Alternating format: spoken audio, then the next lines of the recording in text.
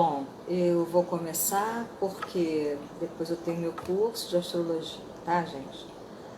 Hoje, novamente, estamos com a Clarissa Piccola Estés, Mulheres que Correm com os Lobos. Hoje vai ser o capítulo 8, a preservação do self, a identificação de armadilhas, arapucas e iscas envenenadas. Ela vai falar nesse capítulo, da história Sapatinhos Vermelhos. Mas antes, ela fala sobre algumas coisas, antes de entrar na história, que eu gostaria de colocar aqui, que eu acho importante. Ela fala no significado animal selvagem. Quer dizer, o emprego mais comum da palavra, um animal brabo, é aquele que um dia foi selvagem, foi depois domesticado e voltou ao estado natural ou indomado. A mulher braba é aquela que um dia viveu num estado psíquico natural, ou seja, em perfeito estado mental selvagem, e que depois se tornou cativa de alguma reviravolta dos acontecimentos, passando assim a ser excessivamente domesticada e amortecida nos seus instintos próprios. Quando essa mulher tem a oportunidade de voltar à sua natureza selvagem, original, quase sempre ela é vítima de todos os tipos de armadilhas e venenos. Como seus ciclos e seus sistemas de proteção foram manipulados, ela corre riscos naquele que costumava ser seu estado selvagem natural. Já não mais alerta e desconfiada, ela se torna uma presa fácil. Então ela diz o seguinte, que as mulheres bravas são de todas as idades, especialmente as mulheres jovens, que elas têm uma enorme vontade de compensar períodos de fome e de isolamento.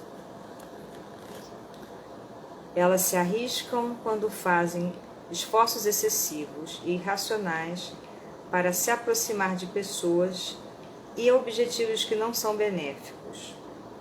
Não importa onde ou em que época elas vivam. Há sempre arapucas à sua espera. Há sempre vidas menores para onde as mulheres se veem forçadas ou atraídas. Se você alguma vez foi capturada, se você alguma vez sofreu a fome da alma, se alguma vez se sentiu num alçapão, especialmente se você tem uma compulsão a criar, é bem provável que você tenha sido ou seja uma mulher brava. Uma fome extrema por algo profundo e muitas vezes pode ingerir qualquer veneno disfarçado na ponta de uma flecha, na crença de que ele é aquilo pelo qual sua alma anseia. Um número muito maior de mulheres bravas cai nessas armadilhas sem perceber, ficando temporariamente desorientadas, enquanto outras são alquebradas pelas armadilhas, e ainda outras consigam se libertar e se arrastar dali até uma caverna para cuidar dos seus ferimentos sozinhos. Aí ela diz que para evitar esses tipos de ardis, precisamos ter a capacidade de prevê-los, de nos desviarmos deles. Temos de voltar a desenvolver o insight e a prudência. Temos de aprender a nos desviar. Para poder distinguir as opções corretas, temos de poder ver as erradas. Então ela vai falar da história da menina dos sapatinhos vermelhos, para falar exatamente, de novo, sempre dessa alma selvagem, dessa mulher selvagem, ou dessa mulher braba, que existe, naturalmente em todas nós, mas que pode ser facilmente capturada através de armadilhas. E eu vou explicar isso melhor depois que eu contar a história. A história é a seguinte: uma menina órfã, né, que não tinha sapatos, ela guardava trapos e um dia ela conseguiu fazer com esses trapos um sapatinho vermelho. Um sapatinho vermelho, assim, grosseiro, mas que ela gostava, ela adorava muito porque foi ela que fez. E ela se sentia rica e ela ficava muito feliz com aqueles sapatos, apesar de procurar comida nos bosques e nos lugares espinhosos, até depois de muito escurecer. Só que um dia, quando ela vinha caminhando pela estrada, maltrapilha, né, com aqueles sapatinhos, ela viu uma carruagem dourada. E essa carruagem parou ao lado dela. E ali apareceu uma senhora rica, uma senhora rica, e falou que ia levá-la embora para cuidar dela. Bom, então foram para a casa dessa senhora. E essa senhora lhe deu roupas, lhe deu tudo. Vestidos, meias, sapatos. Só que ela fez o seguinte: os sapatos vermelhos ela mandou queimar. Tirou da menina e mandou queimar. E trocou os sapatos da menina por sapatos pretos. Quando a menina perguntou pelas roupas, em especial pelos sapatos, a senhora disse que estavam muito sujos e que eram ridículos. E elas tinham jogado no fogo. A menina ficou muito triste, pois, mesmo com toda a fortuna que a cercava, os sapatinhos vermelhos feitos por ela, pelas suas próprias mãos, haviam lhe dado uma felicidade imensa, porque foi uma criação dela, né? Com todo esforço, ela conseguiu fazer esse sapato. Bom, agora, o que aconteceu? Nessa casa, ela era obrigada a ser, vamos dizer assim, comportada, né? Aprendeu a ter que comer, a não falar a toda hora, a ser discreta. Ela teve que aprender uma série de coisas que ela simplesmente não entendia muito o que era aquilo, mas ela foi concordando. Então um dia ela cismou que a menina tinha que ser crismada. E ela levou a menina a um velho sapateiro aleijado e pediu que fizesse um par de sapatos especiais para a ocasião da crisma. E nesse sapateiro, na vitrine, havia um par de sapatos vermelhos, do melhor couro, sapatos lindos, brilhantes, escandalosamente lindos. E a menina ficou apaixonada pelos sapatos. Ficou apaixonada e escolheu esses sapatos. Só que a senhora não ia querer os sapatos vermelhos, obviamente, mas como tinha vista fraca, não percebeu que eram sapatos vermelhos e comprou os sapatos. O sapateiro piscou para a menina e embrulhou os sapatos e ela levou. No dia seguinte, os membros da congregação ficaram muito assim, assustados com aquela menina com aqueles sapatos vermelhos, chamativos, todos olharam carrancudos para ela. E a menina, no entanto, gostava cada vez mais dos sapatos. Por isso, o bispo começou a salmodiar, o coro a cantarolar, o órgão a soar, e a menina não achou que nada disso fosse mais belo que os seus sapatos vermelhos. Mas antes do final do dia, a velha senhora já tinha sido informada dos sapatos.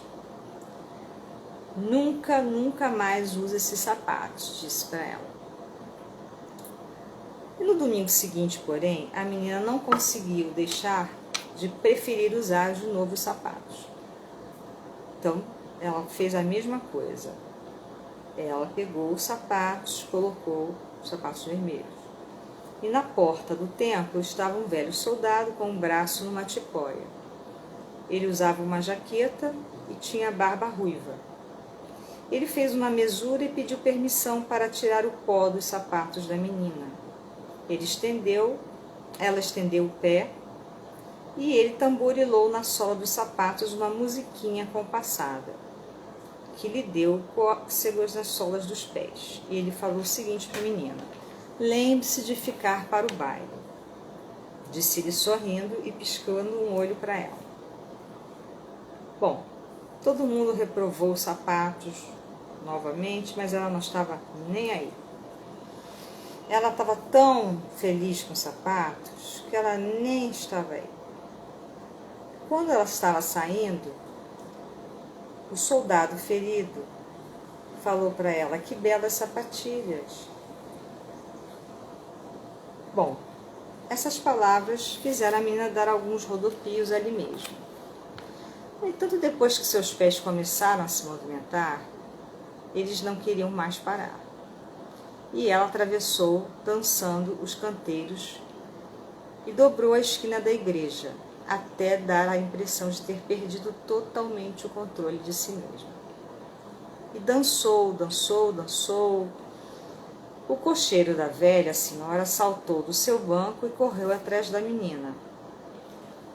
De volta para casa, aquela senhora tirou os sapatos, conseguiu com muito custo, tirar os sapatos e colocou-o no alto de uma prateleira e avisou a menina para nunca mais calçá-los. Não muito tempo depois, o destino quis que a senhora caísse de cama. E assim que os médicos saíram, a menina foi lá no quarto onde estavam guardados os sapatos e pegou-eles de volta. Ela pegou os sapatos e calçou. Só que no instante em que ela colocou os sapatos, ela foi dominada pelo impulso de dançar. E saiu por fora, escada abaixo, dançando, Só que ela começou a perceber, depois de um certo tempo, que ela não conseguia mais ter controle dos sapatos. Ela tinha que dançar o tempo todo, sem parar. Dançava na chuva e foi se afastando, se afastando, se afastando. Dançava à noite, ao amanhecer. Era terrível, não havia descanso para ela. Então, ela ficou assustada e totalmente exausta, ela procurou, durante uma dança numa floresta onde morava o carrasco da cidade. Implorou ao carrasco, bateu na porta da casa dele: por favor, corte fora meus sapatos para me livrar desse destino horrível. O carrasco cortou as tiras dos sapatos, mas os sapatos não se soltaram dos pés dela. Então, ela acabou pedindo que ele amputasse os seus pés. E foi o que ele fez. E com isso, os sapatos vermelhos, com os pés neles, saíram dançando floresta afora. A menina era agora uma pobre aleijada e teve de descobrir um jeito de sobreviver no mundo trabalhando como criada e nunca mais ansiou por ter sapatos vermelhos.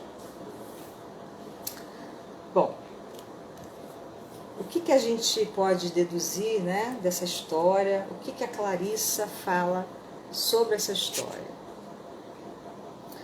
Ela fala que a verdade psicológica na história dos sapatinhos é de que a vida expressiva da mulher pode ser sondada, ameaçada, roubada ou seduzida, a não ser que ela se mantenha fiel à sua alegria básica e ao seu valor selvagem, ou que os resgate. A história chama a nossa atenção para armadilhas e venenos com os quais nos envolvemos com excessiva facilidade quando estamos sem a proteção da alma selvagem. O que acontecia, A menina, quando fez o primeiro par de sapatos, ela estava na floresta, ela era uma pessoa que não tinha nada. Ela criou da cabecinha dela, do jeito dela, esse par de sapatos. Ela usou a própria criatividade. E a Clarissa, ela fala, né, que nós mulheres estamos afastadas dessa nossa, vamos dizer assim, mulher braba que ela fala, né? Essa faceta criativa, essa faceta de quem cria novas coisas, de quem usa seus próprios recursos, seus próprios caminhos para ficar bem, ficar alegre, para quem consegue fazer algo que faz você ficar feliz, sem necessitar de coisas de fora, vamos dizer assim.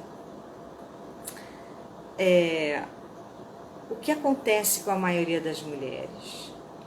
A gente não tem, se você prestar atenção, se vocês já leram as outras histórias ou acompanharam as outras lives, a Clarissa, ela é mexicana e ela fala muito, né, das mulheres de uma forma muito natural, porque ela veio de uma tribo, ela veio de mulheres que tinham um contato muito grande com a natureza, tinham um contato muito grande com seus corpos, com as histórias que as suas famílias, os seus irmãos de sangue, vamos dizer assim, né?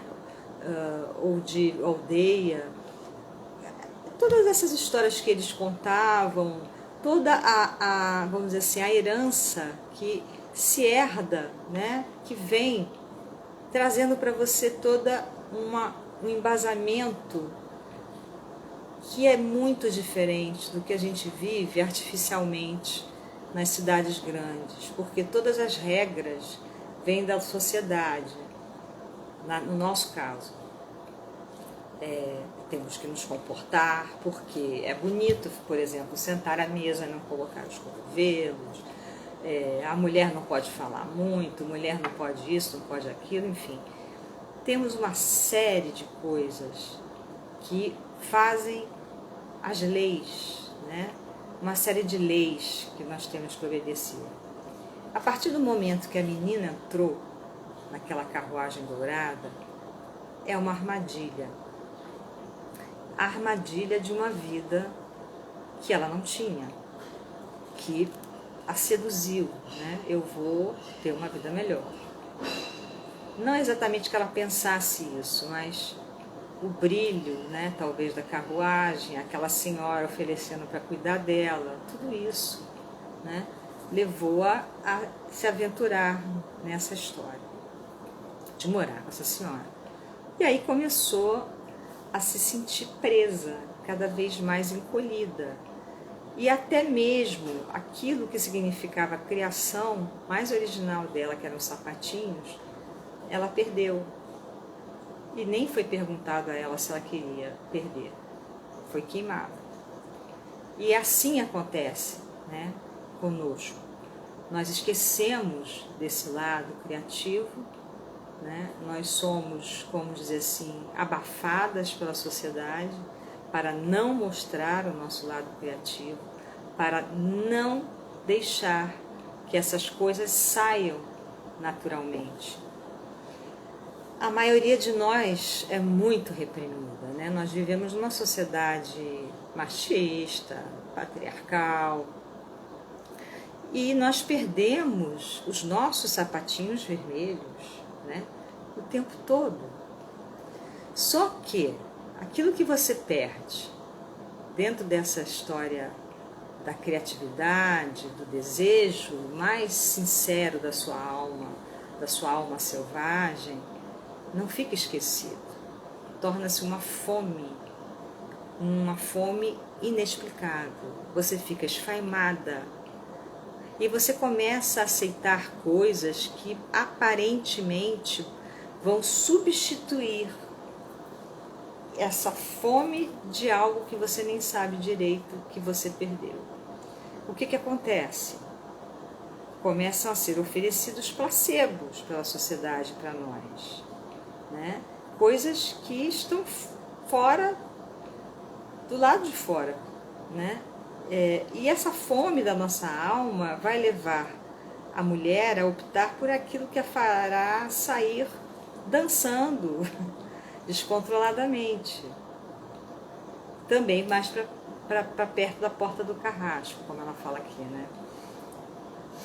Eu não sei se vocês estão pegando, tem gente aí que eu vi que chegou, eu já estava falando, mas vejam bem, o que ela quer dizer com isso? A gente acaba buscando coisas, por exemplo, eu vou usar assim bem o mundo feminino, a gente começa a buscar compulsões, tipo, eu vou comprar roupa, eu vou comer, eu vou beber, eu vou fumar, eu vou usar droga, vou usar álcool, né? Isso pode acontecer. Quando a pessoa tem uma alma muito criativa e ela é simplesmente abafada, né? Essa pessoa fica completamente perdida. E aquela fome, ela vai buscar em outras coisas que não é a verdadeira fome que ela tem. Ela cita inclusive o caso aqui da Janis Joplin, né? A Janis Joplin sempre quis fazer música e ela foi proibida pela família. No entanto, ela fugia. E, enfim, no final das contas, essa fome, na verdade, que não era permitida a ela ter, né? Se fazer aquilo que ela amava, para o que ela nasceu, ela acabou levando as drogas, né? E ela morreu por aí, né? Álcool e drogas. Apesar dela até ter conseguido, né, cantar e tudo, mas é uma autodestruição, na verdade, né? A pessoa, ela não consegue se reconhecer naquilo que ela faz. Ela não consegue ser exatamente essa alma selvagem, ela não consegue se reconhecer, ela se acha uma farsa. Isso não é uma coisa tão incomum do que a gente pensa. Eu estava falando daquela história da aldeia, né? Da vida da Clarissa. As pessoas que vivem nesses lugares são pessoas que cultivam exatamente o oposto.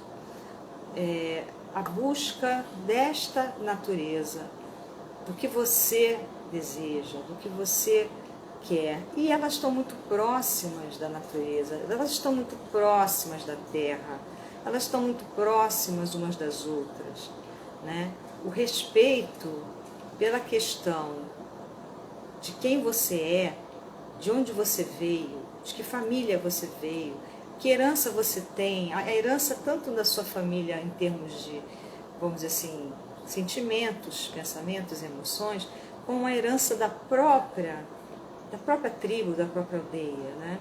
É uma outra forma de ver a realidade, é dançar, é soltar o corpo, né?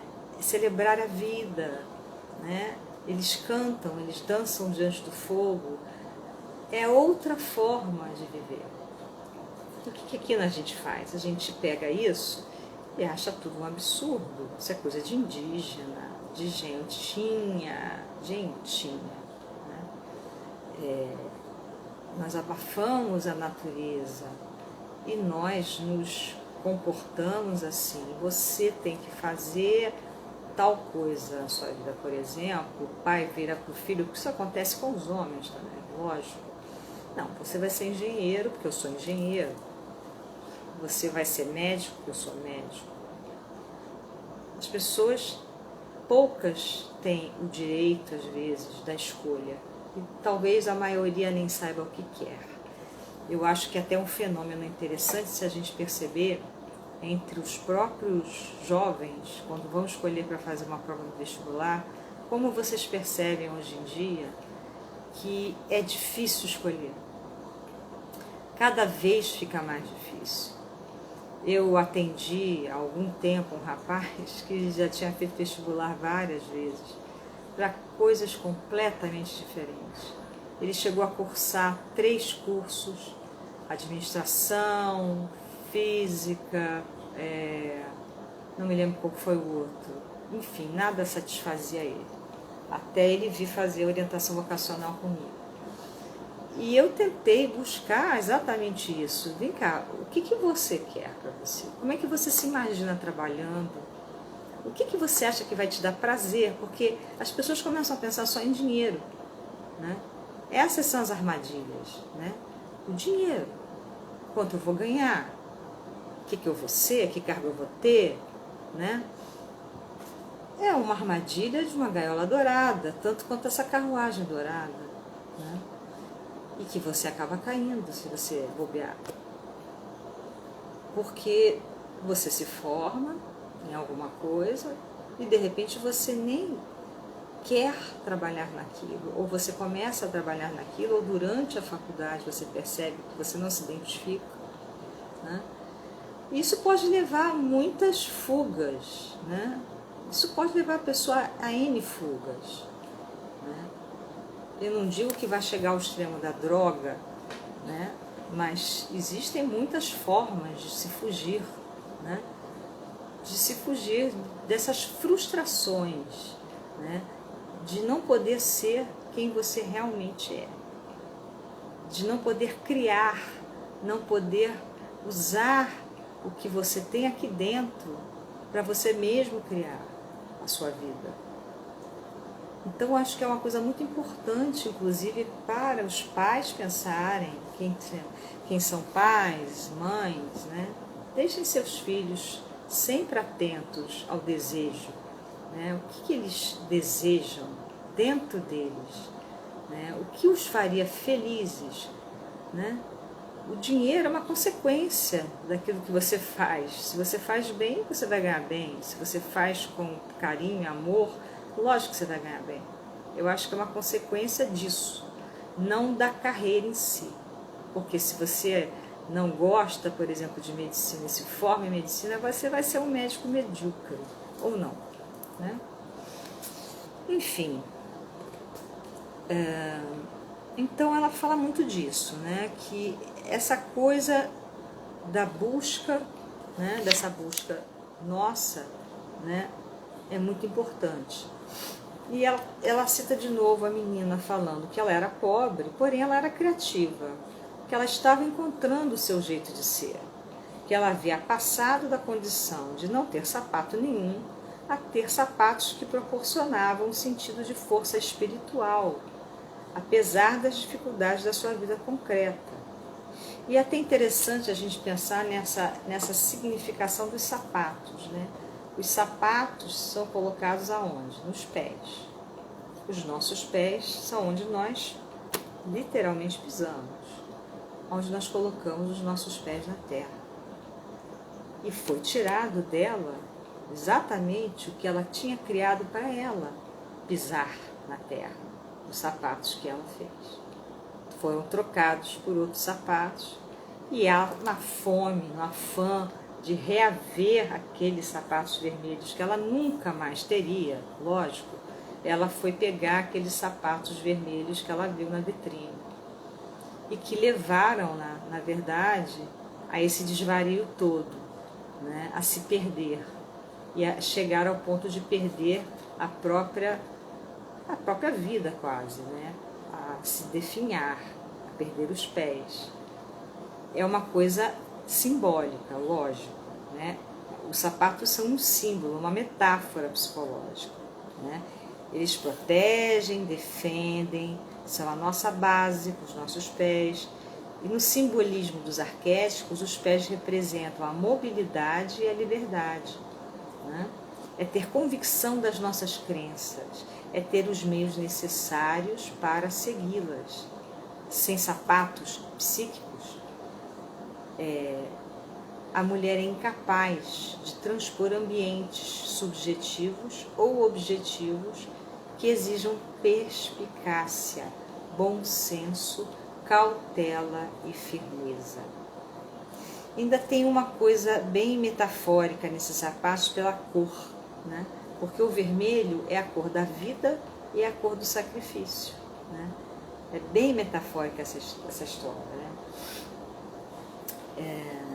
Então, essa questão dos sapatos detona na menina um anseio, uma obsessão, né, por ter sapatos vermelhos. E uma dependência do outro tipo de vermelho, o das emoções baratas e velozes, como, por exemplo, poderia ser o sexo sem alma, né, aquele que leva uma vida sem significado. Quer dizer, existem várias coisas que a gente acaba, às vezes, substituindo, né, por essa fome. Até pode ser sinceramente, uma relação, né? A gente acaba colocando em alguém um desejo tão grande, né, por aquela pessoa, que chega a ser uma obsessão, né? Eu acredito que existem relacionamentos que, infelizmente, são baseados no sentimento, na realidade, de posse. Você vê que não é exatamente amor, porque aquilo ali é como se aquela pessoa significasse para você algo que você perdeu e que você não pode perder mais. Na verdade, ela está simbolizando alguma coisa que você acha que você não tem, que aquela pessoa é um troféu praticamente para você. Isso não é amor, né? Isso é uma obsessão, né? Bom, então ela fala de novo, né, que a mulher selvagem transparece uma alegria, um tipo de alegria, né? Que a mulher selvagem, ela comove, ela se comove com as coisas. E a gente tem que entender que isso é original, essa capacidade de se comover, essa capacidade de se alegrar, de ter desejo pelas coisas, pela vida, por alguma coisa que está morando aqui dentro de nós, né? Então ela fala de todas as armadilhas que seriam exatamente, né, essas armadilhas da carruagem, da velha, né, que leva ela para casa e que ensina a ela coisas que na verdade ela não tem o menor interesse em aprender, porque não tem nada a ver com ela, né? Ela era uma pessoa que vivia na floresta, a vida dela não tinha nada a ver com regras, né? E a queima do tesouro, né? A queima dos sapatinhos, que era um tesouro dela e que acabam criando a fome da alma, a fome por ter aquilo que ela perdeu, que ela mesma fez, né? O livro é muito interessante e tem muitas coisas, né? Se vocês tiverem um dia, né, a oportunidade de ler, vocês vão ver o quanto isso aqui é rico. Eu poderia ficar falando aqui horas sobre isso aqui, mas não tenho tanto tempo assim. Bom, ela vai falando, inclusive, de certas mulheres famosas, ela dá vários exemplos, né? Ela fala muito dessa questão também da decisão de ser boazinha, né? Que é uma das coisas que as mulheres são, vamos dizer assim, quase que levadas a ser, né? Ser boazinha, ao ser boazinha, a mulher fecha os olhos a tudo que for empedernido, deformado ou maléfico à sua volta e simplesmente tenta conviver com esses aspectos. Seus esforços no sentido de aceitar esse estado anormal prejudicam ainda mais seus instintos selvagens para reagir, mostrar, mudar, combater o que não está certo, o que não é justo.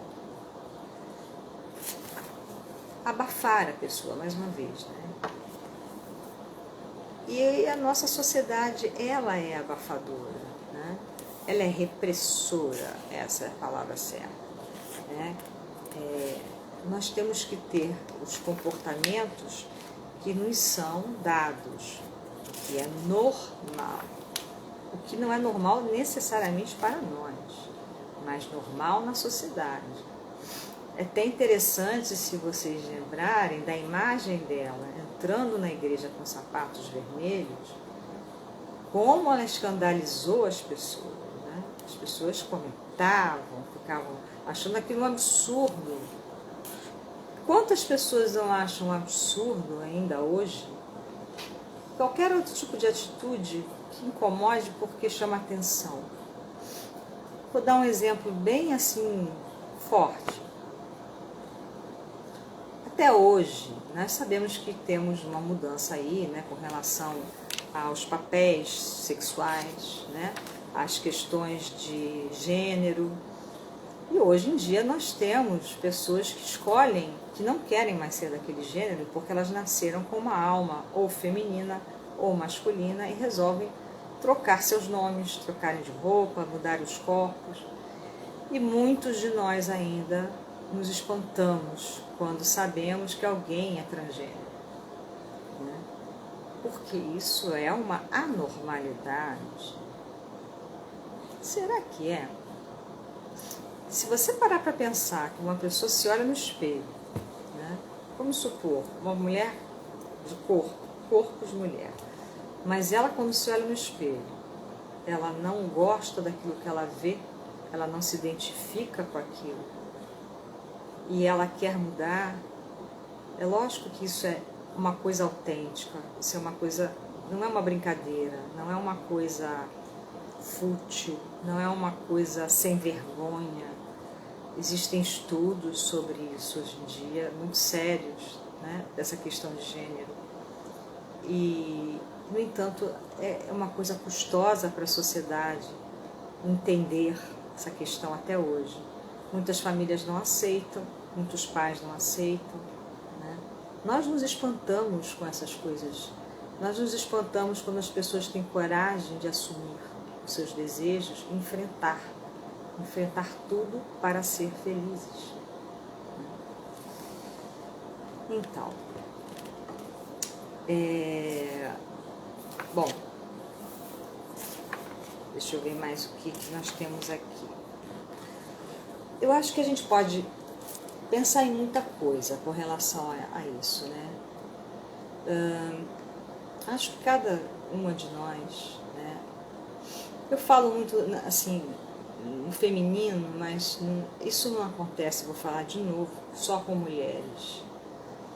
E ela também fala algumas passagens, né, do homem selvagem, que existe o homem selvagem também. Existe em toda criatura humana algo de original, algo de selvagem. Nós somos animais, né? Apesar de nós falarmos e pensarmos, nós somos animais. Nós temos uma natureza animal. Nós temos coisas instintivas também. E isso é bom, porque é o instinto, às vezes, é a intuição que nos alerta dos perigos. E quando nós estamos muito afastados da nossa própria natureza, nós não escutamos as nossas intuições. Nós acabamos caindo nessas armadilhas todas, até armadilhas pequenas a grandes, né? Pode ser uma besteira, uma compulsão a compras, como pode ser se entregar às drogas, porque é uma válvula de escape, né? Da fome de ser, da fome daquilo que eu não pude ser, aliás, daquilo que eu não me permiti ser, ou me podaram. E no final ela fala o seguinte, no final do capítulo: se você quiser reconvocar a mulher selvagem, recuse-se a ficar no cativeiro, com os instintos aguçados para ter equilíbrio, salte para onde bem entender, uive à vontade, apanhe o que estiver à mão, descubra tudo o que puder, veja o que puder vir, dance usando os sapatos vermelhos, mas certifique-se de que eles sejam os que você mesma fez à mão. Você será uma mulher cheia de vida. O que ela propõe é que a gente resgate, né, essa capacidade de criar as nossas próprias coisas, a nossa própria vontade, o nosso próprio desejo, que a gente não se esqueça da nossa capacidade de criar, de inventar. Eu acho que essa época da pandemia, inclusive, foi muito rica, ainda está sendo nesse sentido, porque muita gente aprendeu muita coisa. Muita gente descobriu dons que não sabia que tinha, por necessidade, para ganhar até dinheiro, para poder pagar as contas. Muitas pessoas foram trabalhar na cozinha de casa, inventando receitas, descobriram, enfim, mil coisas, né? Descobriram dons de fazer coisas que nunca imaginavam. E aquilo já estava lá, na verdade, né? Não foi inventado por ninguém. Se veio na sua cabeça a ideia, por exemplo, de fazer, eu vou fazer bolo para vender, e você conseguiu, será que você já não tinha esse dom, né?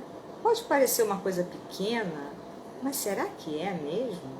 Porque fazer bolo é uma coisa pequena, né? O lance é ser um grande intelectual, é ser formado, é ter um diploma, é ganhar milhões. Até que ponto nós damos valor às coisas verdadeiras, às coisas que saem de dentro de nós, às coisas que estão de verdade dentro de nós? Eu agradeço muito a presença de vocês, agradeço por terem assistido. Semana que vem eu vou fazer o próximo capítulo. Vamos ver aqui. É o capítulo 9.